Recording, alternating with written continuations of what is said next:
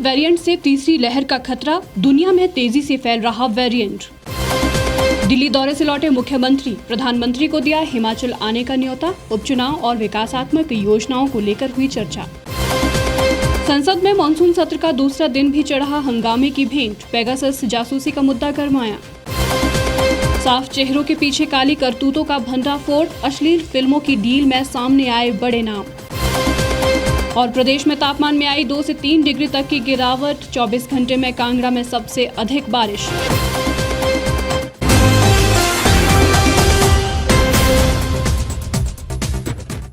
नमस्कार, स्वागत है आपका द रीव टाइम्स न्यूज चैनल में और मैं हूं लक्ष्मी ठाकुर। अब देखें खबरें विस्तार से। कोरोना का डेल्टा वेरिएंट, जिसने अप्रैल मई में देश में तबाही मचा दी थी, वे अल्फा वेरिएंट से 40 से 60% ज्यादा संक्रामक है।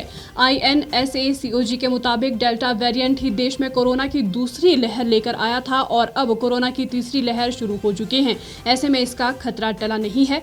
देश में मौजूद वैक्सीन इसके खिलाफ असरदार हैं। कोरोना वायरस पर सरकार के बनाए इस कंसोर्टियम के सह अध्यक्ष ने बताया कि कोरोना के वेरिएंट को डेल्टा वेरिएंट कहा जाता है।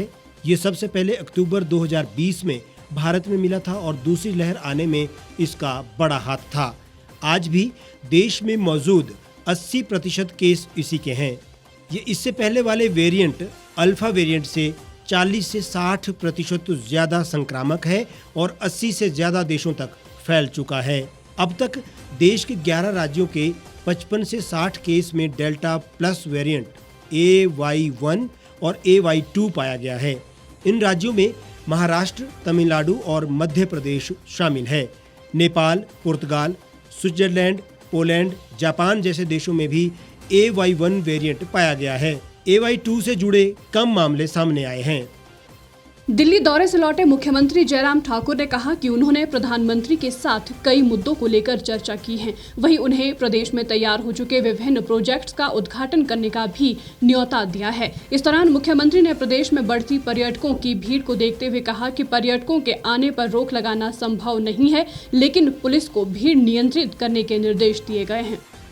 मुख्यमंत्री जयराम ठाकुर दिल्ली दौरे से वापस लौट आए हैं। इस दौरान मुख्यमंत्री जयराम ठाकुर की प्रधानमंत्री से प्रदेश के विभिन्न प्रोजेक्ट को लेकर चर्चा हुई और उपचुनाव और 2022 के विधानसभा चुनाव को लेकर भी प्रधानमंत्री से बातचीत हुई है। मुख्यमंत्री जयराम ठाकुर ने कहा कि प्रधानमंत्री को हिमाचल प्रदेश आकर कुछ प्रोजेक्ट्स जो बनकर तैयार हैं, उनका उद्घाटन करने का न्योता भी दिया गया है। कोविड की दूसरी लहर के बाद हिमाचल प्रदेश में पर्यटकों की भीड़ बढ़ी है, जिसको लेकर सरकार ने कुछ दिशा निर्देश भी जारी किए हैं। इसकी जानकारी भी प्रधानमंत्री को दी गई है। पर्यटक हिमाचल प्रदेश की आर्थिकी है, इसलिए पर्यटकों की एंट्री को प्रतिबंधित नहीं किया जा सकता है, लेकिन पुलिस को भीड़ को नियंत्रित करने के निर्देश दिए गए हैं। दिल्ली आदरणीय प्रधानमंत्री जी से हमारा मिलना हुआ और हिमाचल से रिलेटेड जो हमारे डेवलपमेंट के जो प्रोजेक्ट्स हैं, उनके बारे में विस्तार से चर्चा हुई, बातचीत हुई। और स्वाभाविक रूप से हिमाचल प्रदेश में अभी 4 उपचुनाव भी हैं, जिसमें एक लोकसभा के, 3 विधानसभा के। उस संदर्भ में भी उन्हें जानकारी जो है वो जो चाहिए थी वो हमने साझी की है। इसके अतिरिक्त आने वाले समय में जहां हिमाचल प्रदेश में विधानसभा के चुनाव 2022 में होने वाले हैं, उसके सिलसिले में भी थोड़ी बहुत बातचीत हुई। लेकिन प्रमुख रूप से जो हमारे हिमाचल के जो प्रोजेक्ट्स जो है, क्योंकि कोविड के सेकंड फेज के कारण कुछ चीज़ों में हमारे जो है वो उसमें कामकाज में वो लंबित पड़े हैं, उनके लिए हमने कहा कि वो एक्सपेडाइट करें, जिसमें प्रमुख रूप से हमने बल्क ड्रग फार्मा हब के लिए कहा है कि उसकी कुछ औपचारिकताएं अब जो पूरी होने की थी वो पूरी होने की करीब पहुंच गई है। ऐसी सूरत में हमने कहा कि उसमें हिमाचल प्रदेश को आपके आशीर्वाद की जरूरत है। दूसरा, एयरपोर्ट मंडी का जिक्र हमने सदैव किया है। मुझे इस बात की भी खुशी है कि हम वहाँ मिल करके भी आए और उसके एक सर्वे की एक प्रक्रिया जो शुरू हुई है, लीडार सर्वे, वो भी रिपोर्ट मुझे लगता है कि हफ्ते 10 दिन के अंदर आनी चाहिए और उसके बाद फिर आगे की चीज़ें उसमें और शुरू होंगी। और उसके बाद 3 प्रोजेक्ट्स जो है हमने जो लगभग 4200 करोड़ रुपये के, इसमें से एक साबड़ा कुड्डू जो है जिसका इनॉग्रेशन होना है, 1800 करोड़ रुपए का प्रोजेक्ट है। इसके अलावा 2 प्रोजेक्ट लुहरी और धौला सिद्ध जो है, ये 2 प्रोजेक्ट जो है इनका फाउंडेशन स्टोन के लिए आदरणीय प्रधानमंत्री जी को हमने निमंत्रण दिया कि आप आएँ हिमाचल प्रदेश में, और ये 3 प्रोजेक्ट जो जिसमें एक का इनॉग्रेशन होना, 2 का फाउंडेशन होना है। बरसात के मौसम की स्थिति और जो पर्टिकुलरली जो इंसिडेंट धर्मशाला में हुआ अभी हाल ही में, उस पर भी अपनी संवेदनाएं व्यक्त की। और इसके साथ साथ में टूरिस्ट हिमाचल प्रदेश में आ रहा है और बड़ी संख्या में आ रहा है। हमने उनको अवगत कराया कि वहाँ हमने थोड़ा सा मैकेनिज्म डेवलप करने की कोशिश की है, ताकि जो क्राउड की शेप में कुछ जगह देखने को लोग मिले, उस तरह की स्थिति में हम उसको ठीक तरह से रेगुलेट कर सकें। वो भी हमने उनसे बातचीत साझी की। हिमाचल में वैक्सीन की सिचुएशन को लेकर के प्रधानमंत्री जी ने कहा कि आप अच्छा कर रहे हैं, और मुझे इस बात की खुशी है कि पूरे देश भर में बेस्ट स्टेट के रूप में हिमाचल प्रदेश कोविड की सारी वैक्सीन की अभियान में जो है आगे होकर के काम कर रहा है। और उसमें पर्टिकुलरली वेस्टेज के विषय को लेकर के हिमाचल ने बहुत बेहतर स्थान जो है, लगभग पहला स्थान हिमाचल प्रदेश का है। और वैक्सीन में भी हम 62-63% जो है वो के करीब हम पहुंचे हैं। उसमें हमने यही निवेदन किया कि अगर वैक्सीन की उपलब्धता और ज़्यादा बढ़ती है तो हिमाचल को और आगे जाने में उसमें सुविधा होगी।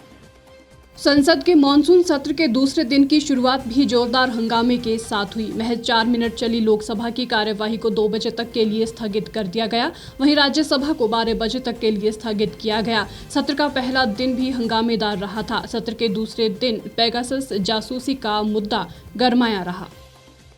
एक ओर जहां सरकार मॉनसून सत्र के दौरान कई विधेयकों को पारित करवाना चाहती है, तो वहीं दूसरी ओर विपक्ष भी कोरोना से निपटने में कुप्रबंधन, महंगाई, पेट्रोल डीजल की कीमतों में बढ़ोतरी और किसान आंदोलन के मुद्दे पर सरकार को घेरने की पूरी तैयारी में है। आप नियमों प्रक्रियाओं के तहत नोटिस दीजिए। आप सदन में गिलेरी में चर्चा मत कीजिए। आप नियम प्रक्रिया के तहत नोटिस दिए। आज जो सीनियर नेता है, नो। संसद के मानसून सत्र का पहला दिन हंगामे की भेंट चढ़ गया। मानसून सत्र के दूसरे दिन भी पेगासस जासूसी के मुद्दे पर जमकर हंगामा हुआ। विपक्षी दल इस मुद्दे पर सरकार को घेर रहे हैं। हंगामे के चलते लोकसभा और राज्यसभा में कार्यवाही को शुरू होते ही स्थगित करना पड़ा। करीब 5 मिनट की ये कार्यवाही चली। दरअसल कार्यवाही शुरू होते ही विपक्ष के हंगामे पर स्पीकर ओम बिरला ने सख्त रुख अख्तियार किया। बिरला ने विपक्ष से कहा कि जिस विषय पर चर्चा चाहते हैं नोटिस दीजिए। सरकार हर विषय पर चर्चा की प्रतिबद्धता जता चुकी है, तो विपक्ष नारेबाजी क्यों कर रहा है, ये उचित नहीं है। बता दें कि तृणमूल कांग्रेस के नेता सुखेंदु शेखर रॉय ने राज्यसभा में कामकाज स्थगित कर नियम 267 के तहत तुरंत पेगासस फोन हैकिंग के मुद्दे पर चर्चा की मांग की है। जासूसी मामले पर टीएमसी के सांसदों ने प्रदर्शन भी किया। उनकी मांग है मामले की जांच हो। सरकार भी अपने बचाव की तैयारी करने में जुटी है। आईटी मंत्री अश्विनी वैष्णव राज्यसभा में आज इस मुद्दे पर एक बयान देंगे। गलत परंपराओं को डालने की कोशिश मत कीजिए सदन में। आप सीनियर नेता नोटिस दीजिए, मैं आपका जवाब दिलाऊंगा। आप सरकार ने कल स्टेटमेंट दिया था, पूरे तरीके से सदन में तख्तियां लाना हमारे नियम प्रक्रिया के तहत उचित नहीं है। मैं फिर आपसे आग्रह कर रहा हूं कि सरकार हर मुद्दे पर जवाब देने को तैयार है। आप सीट पर जाकर बैठिए, मैं हर मुद्दे पर आपका बहस कराऊंगा, जवाब देंगे। लेकिन ये तख्तियां और नारेबाजी करना कतई उचित नहीं है। फिर माननीय सदस्यों में कह रहा हूं, आप बैठिए सीटों पर। आप जिस भी मुद्दों पर चर्चा करना चाहते हैं उस मुद्दों पर सरकार चर्चा करने को तैयार है। कारोबारी और बॉलीवुड एक्ट्रेस शिल्पा शेट्टी के पति राज कुंद्रा को मुंबई पुलिस ने अश्लील फिल्में बनाने के आरोप में गिरफ्तार किया है। राज कुंद्रा पर अश्लील फिल्में बनाने का आरोप है। मुंबई पुलिस का दावा है कि उनके पास राज कुंद्रा के खिलाफ पर्याप्त सबूत हैं। एक व्यवसायी के काले कारनामे सामने आने के बाद कई बड़ी मछलियों के पकड़े जाने का अंदेशा भी बना हुआ है। माया नगरी में काली करतूतों का भंडाफोड़ होना हालांकि बड़ी बात नहीं है, लेकिन इस बार जो खुलासे हुए उसमें माया नगरी की बड़ी हीरोइन शिल्पा शेट्टी के पति राज कुंद्रा गिरफ्त में है। ये वही राज कुंद्रा है जिसका नाम बड़े व्यवसायी के रूप में जाना जाता रहा है। मुंबई पुलिस ने राज कुंद्रा के साथ वीडियो अपलोड करने वाले उमेश कामत को भी गिरफ्तार किया है। फरवरी 2021 में क्राइम ब्रांच ने मुंबई में अश्लील फिल्में बनाने और कुछ ऐप्स के जरिए उन्हें पब्लिश करने का मामला दर्ज किया गया था। इसकी जांच में राज कुंद्रा का नाम सामने आया। फिर इस मामले में सोमवार रात को कुंद्रा की गिरफ्तारी हुई है। क्राइम ब्रांच की एफआईआर के मुताबिक राज कुंद्रा ही इस मामले में मुख्य साजिश करता है। पुलिस ने फरवरी महीने में ही इस मामले में केस दर्ज किया था और अब राज कुंद्रा की गिरफ्तारी की गई है। देर रात पुलिस ने उनका मेडिकल करवाया और अब कोर्ट में कुंद्रा की पेशी होनी है।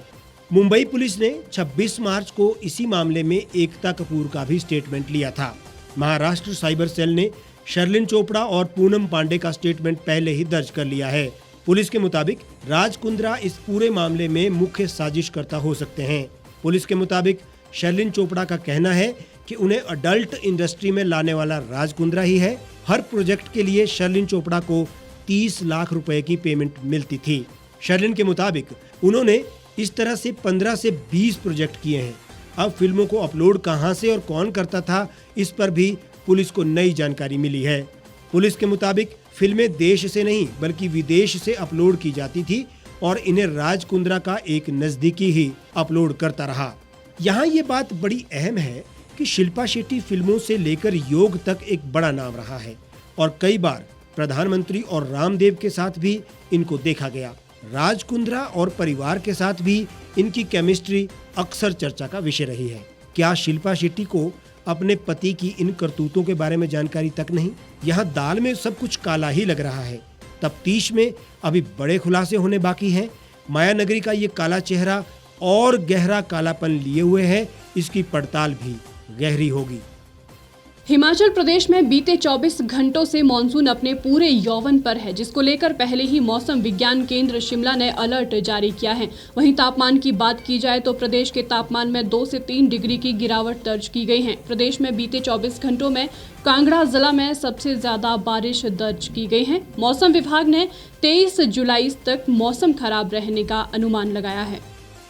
मौसम विभाग ने बिलासपुर, कांगड़ा, सिरमौर और मंडी जिला के लिए रेड अलर्ट जारी किया है। वहीं प्रदेश के अन्य जिलों के लिए भी मौसम विभाग ने येलो अलर्ट जारी किया है, जिसको लेकर पहले ही प्रदेश सरकार को भारी बारिश होने को लेकर आगाह कर दिया है। मौसम विज्ञान केंद्र का कहना है कि जुलाई माह में मानसून वैसे भी अपने पूरे यवन पर होता है, जिसके चलते अभी पूरा महीना भर प्रदेश में बारिशों का दौर जारी रहेगा। वहीं तापमान में भी 2 से 3 डिग्री गिरावट दर्ज की गई है। वहीं मौसम विज्ञान केंद्र शिमला के निदेशक सुरेंद्र पाल ने कहा कि पश्चिमी विक्षोभ के चलते हिमाचल प्रदेश के मौसम में तेजी आई है, जिसके अलर्ट जारी किया गया है। हिमाचल प्रदेश में 23 जुलाई तक मौसम खराब रहने का अनुमान है और अगले 48 घंटों तक प्रदेश के 4 जिलों में भारी से अधिक भारी बारिश होने की संभावना है। तो वहीं प्रदेश के अन्य जिलों में 23 तारीख तक तेज हवाओं के साथ ओलावृष्टि और बारिश को लेकर भी चेतावनी जारी कर दी गई है। साथ ही मौसम विज्ञान केंद्र ने एडवाइजरी जारी करते हुए बाहरी राज्यों से आने वाले सैलानियों से आग्रह किया है कि वो नदी नालों के पास ना जाएं, क्योंकि खराब मौसम के चलते प्रदेश के नदी नाले उफान पर हैं। देखिए, हिमाचल प्रदेश में मानसून जैसे हमने प्रेडिक्ट किया था वैसे सक्रिय है और प्रदेश के कई जिलों में भारी से भारी वर्षा भी हुई है। उसमें कांगड़ा जिले में 230 मिलीमीटर बारिश जो 24 घंटे में धर्मशाला में हुई है। इसी तरह से हमीरपुर, मंडी, बिलासपुर जिले भी हैं जहां पे भारी से भारी वर्षा हुई है। और हमने जो है ये प्रेडिक्शन जो है भारी रेनफॉल, हैवी रेनफॉल वार्निंग जो है अगले 48 घंटे अभी और रखा है और अगले 24 घंटे बहुत महत्वपूर्ण है, क्योंकि 24 घंटों में मानसून फर्दर जो है एक्टिव होगा, इंटेंस होगा। इंटेंस होने का तात्पर्य है कि जो रेनफॉल हो रही है उसमें और बढ़ोतरी हो सकती है। और लगभग जो है हमने हर जिले में जो है ऑरेंज अलर्ट जारी किया है। उसका तात्पर्य ये है कि प्रदेशवासियों को ध्यान रखना है कि आने वाले जो 48 घंटे हैं वो इम्पोर्टेंट है। उसमें ऑलरेडी बारिश बहुत ज़्यादा हो चुकी है और बारिश होगी तो उससे सड़क पे जो है रुकावट आएगी, ट्रैफिक में दिक्कत आएगी। जो छोटे छोटे नालाज हैं उनमें पानी आता है, अचानक पानी आता है। और प्रशासन को भी हमने इस बारे में बताया गया है, जिला प्रशासन को भी हमने समय समय बताया है और आगे भी बताते रहेंगे। जहाँ तक सेंसिटिव जिले हैं उसमें जिला कांगड़ा, जिला मंडी, बिलासपुर, सिरमौर, ये ऐसे जिले हैं जहाँ हमने ऑरेंज अलर्ट भी रखा हुआ। उसका तात्पर्य ये है कि हमें वॉचफुल रहना है कि कोई ऐसी डेवलपमेंट्स ना हो कि जिससे जैसे बहुत तेज इंटेंस बारिश आ जाए, बहुत थोड़े समय में बारिश आ जाए, जिससे रन ऑफ ज़्यादा हो जाता है और एकदम पानी कई बार फ्लैश फ्लड के रूप में भी आ जाता है। अलर्ट्स हमने रेड अलर्ट्स 4 जिलों में दिया है, उसमें जिला कांगड़ा, बिलासपुर, मंडी और सिरमौर। इन जिलों में हमने एहतियात के तौर पर, क्योंकि ये अभी जो मॉनसून एक्टिविटी है ये दोनों चीज़ों को मिलके बनी हुई है। एक तो पश्चिम विक्षोभ और मॉनसून का अपना जो एक करंट्स है, तो इन जिलों में हमने जो है रेड अलर्ट रखा हुआ है। कोरोना महामारी ने लोगों के जीवन को बुरी तरह से प्रभावित किया है। वहीं इससे कहीं न कहीं लोगों की जीवन शैली में भी बदलाव आया है। महामारी से बचाव के लिए मास्क पहनना जरूरी हो गया है। वहीं हाथों को भी बार बार सैनिटाइज किया जा रहा है। इस महामारी से बचाव के लिए बीते 2 सालों में इंसानों को जो एक नई आदत लगी है, वे है अपने हाथों को बार बार सैनिटाइज करने की। ऐसे में एक नन्ही सी बच्ची भी हर चीज को सैनिटाइजर समझकर अपने हाथों को उसके आगे रखकर साफ कर अपने हाथों को सैनिटाइज करने का प्रयास कर रही है। कोरोना महामारी के दौर में सभी लोग एहतियात बरत रहे हैं। जहां वो मास्क का प्रयोग कर रहे हैं, वहीं बार बार अपने हाथों को सैनिटाइज भी कर रहे हैं ताकि संक्रमण से बचा जा सके। ऐसे में इस महामारी के दौरान पैदा हुई एक बच्ची अपने माता पिता और तमाम लोगों को हमेशा अपने हाथों को साफ करते हुए देखकर बड़ी हुई। अब इस मासूम को भी वही आदत लग गई है। वो हर चीज को सैनिटाइजर ही समझती है और उसके आगे हाथ रखकर फिर थोड़ी देर में अपने हाथों को रगड़ने लगती है। सोशल मीडिया पर नन्ही बच्ची का ये वीडियो इन दिनों तेजी से वायरल हो रहा है, लेकिन कहीं ना कहीं ये वीडियो आज के समय की सच्चाई को भी दिखा रहा है।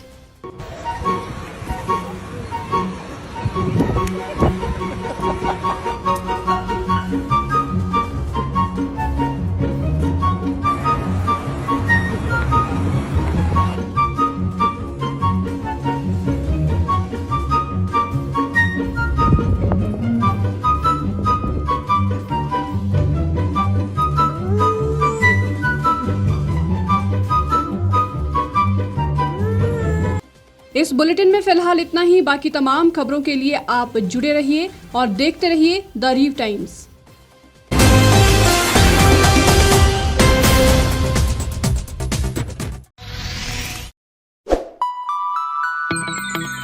खबरों में बने रहने के लिए सब्सक्राइब करें द रीव टाइम्स, लाइक और शेयर करना ना भूलें। एक छत के नीचे सुविधाओं का अब उठाएं लाभ। रीव ई मार्ट में अब पाएं अपनी रसोई के लिए गुणवत्ता और सस्ते दामों पर राशन सामग्री। दालें हो या हो मसाले, आपका किचन ई मार्ट संभाले। उच्च गुणवत्ता और दामों में बेहतरीन रीव ई मार्ट में पधारें और पाएं अपनी पसंद के सभी उत्पाद, या फिर करें ऑनलाइन ऑर्डर और पाएं घर द्वार पर ही सुविधा। आज ही संपर्क करें फोन नंबर 8219694079 पर। बाईपास रोड, शनान, संजौली, शिमला।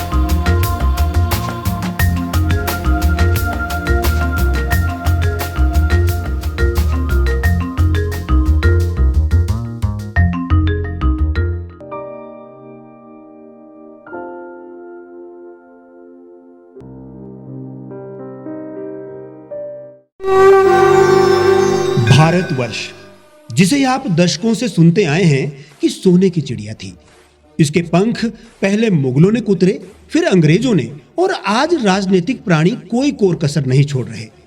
आज भी लगभग 25 करोड़ लोग रात को भूखे सोते हैं। करीब 2 करोड़ लोगों के पास घर नहीं है। भ्रष्टाचार में हमारा 176 देशों में 80 नंबर आता है। औसतन 100 महिलाओं के साथ हर दिन ज्यादतियां होती है और ना जाने क्या क्या। देश की संसद से कुछ ही दूरी पर चादर लपेटे सैकड़ों लोग सुबह नील गगन के नीचे सोए हुए मिलते हैं। क्या आप एक ऐसे भारत की परिकल्पना नहीं करना चाहेंगे जहां कुछ ऐसा किया जाए कि 1 वर्ष के भीतर देश में कोई भिखारी या लाचार भी आश्रयहीन न रहे? लोगों को सभी सरकारी सेवाएं घर द्वार पर ही प्रदान की जाएं ताकि दफ्तर या कर्मचारी के चक्कर ना काटने पड़े। भ्रष्टाचार जड़ से समाप्त हो जाएगा। सेवा प्रदाताओं की पब्लिक रेटिंग यानी जनाकलन और तकनीक द्वारा अपराधों का शून्यकरण किया जाए। स्वास्थ्य और आधारभूत शिक्षा सभी के लिए समान गुणवत्ता के साथ निशुल्क प्राप्त हो, और भी बहुत कुछ। यदि आप इस पवित्र राष्ट्र निर्माण यज्ञ का हिस्सा बनना चाहते हैं तो आज ही राष्ट्रीय लोक नीति पार्टी से जुड़ें।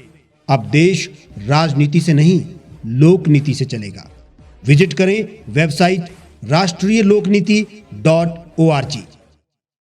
गांव की चौपालों से लेकर संसद के गलियारों तक, गृहिणी के चूल्हे से लेकर निवेश और बाजारों तक, किसानों के हाल से लेकर खेत और खलिहानों तक, शिक्षा और स्वास्थ्य से लेकर खेल के मैदानों तक, संसद के प्रधान से लेकर पंचायत के पंच तक, सेंट्रल हॉल से लेकर ग्राम सभा के मंच तक, हर खबर पर रहेगी हमारी पैनी नजर।